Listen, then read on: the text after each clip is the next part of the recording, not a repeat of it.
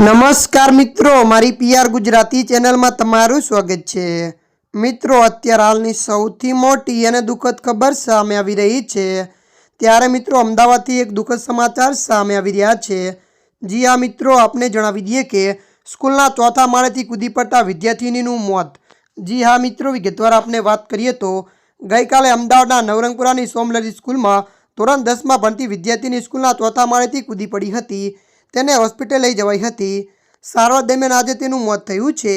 મળતી માહિતી અનુસાર આપને વધુ જણાવી દઈએ કે આ ઘટના સીસીટીવીમાં કેદ થઈ ગઈ હતી। વિદ્યાર્થીની હાથમાં કિચન ફેરવતા લોબીમાં આવે અને છલાંગ લગાવે છે।